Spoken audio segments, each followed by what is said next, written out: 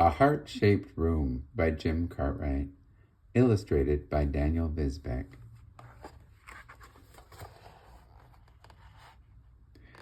Ricky smiles at the monkeys and the pajamas his grandparents gave him and sets down his sketchbook to watch the falling snow. While licking the foam off his hot chocolate, he hears a key turning in the door. "Mom," he calls out, "I've got lots of drawings to show you." "Cool," she answers, brushing the snow off her coat. "I've been drawing all afternoon. This one took me the longest. It's my design for Aunt Laura and Uncle Wayne's wedding cake. It's a banana cake with monkeys dancing in the frosting." "I hope my sister knew what she was getting into when she asked you to help design the cake," she laughs. "I love it." "I also drew roses for Grandma, a sailboat for Grandpa, and I tried to draw a good quetzal bird for Uncle Pedro. It's the national bird of Guatemala. Here's a monkey for Uncle George. You two have been pretending to be apes and making silly noises since before you could speak.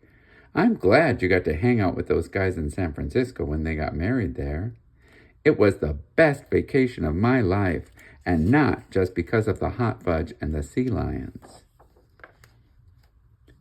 I'm getting excited about Aunt Laura's wedding. I'm going to give everyone their drawings at the party." Ricky watches as his mom's smile slowly fades away as she looks at the snow swirling outside the window. "Honey, I've been meaning to tell you," she says gently. "George and Pedro aren't coming." "Why not?" "Well, the wedding is family only." "But George and Pedro are family," Ricky interrupts. "For you and me, yes. But you know that Grandma and Grandpa don't think men should marry each other. They don't want Pedro to come to the wedding, and George won't come without him." "What? That sucks." "I know. They don't get it, that gay marriage is just about love and sticking together through good and bad times, just like any other marriage." Ricky crosses his arms over his chest, bites his lip, and tries hard not to cry. "I hate old people. I never want to get old." "That's enough. You may not speak that way about your grandparents," says his mom sharply. Then her voice softens.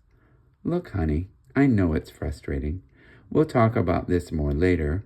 Grandma and Grandpa are coming over for dinner, and I've got to start making the spaghetti sauce. I need you to set the table, please."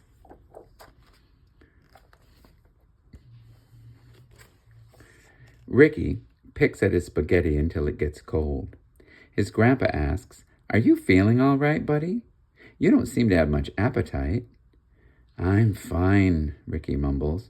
"I'll bet you've been drawing something wonderful," says Grandma. "May I see your latest masterpieces after dinner?" "No, I haven't been drawing," he snaps. "I'm never going to draw again." Ricky gets up and runs into his room. Once he is inside his room, he opens his sketchbook to a blank page and begins to scribble. He scribbles so hard that it tears the page. He listens to see if anyone is coming to knock on his door, but no one does. Through the door, he can hear muffled voices that talk for a long time. The next day, Ricky gets out his sketchbook the minute he gets home from school. When his mom gets home from work, he says, "Look at what I drew today. It's a heart-shaped room with most of our family inside it." "Is that a door at the bottom of the heart?" "Yep, and that's Uncle George crying in the doorway." "That's Pedro standing outside the room," says his mom. "He should be able to come in," Ricky insists. "I want to give it to Grandma and Grandpa."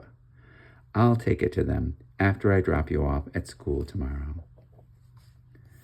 That Saturday morning, while Ricky is sweeping his bedroom, he hears his mom's phone ring. "I bet that's Grandma," he thinks to himself. This is about the time they call. A few minutes later, his mom shows up at his door. "Guess who's coming to the wedding? George and Pedro will be here after all." Their eyes meet, and they give each other a big hug. His mom kisses him on the forehead. A month later, Sunlight pours through the window at Laura and Wayne's wedding. I've never had a banana wedding cake with chocolate monkeys on it, says Uncle George. It's awesome. May I get you another piece? Pedro asks Ricky's grandmother. That's very sweet of you, dear. It's delicious, but I'm stuffed. Then she whispers to Ricky, I've been meaning to thank you. You touched Grandpa and me with that drawing you sent, and it made us stop and think. We decided that we do want everyone to be a family. Because of you, we had a change of heart. Ricky kisses her on the forehead. Family picture, Ricky calls out. He hugs his uncle on both sides. Don't forget to say monkey, he reminds everyone. They all huddle together and call out, Monkey! The end.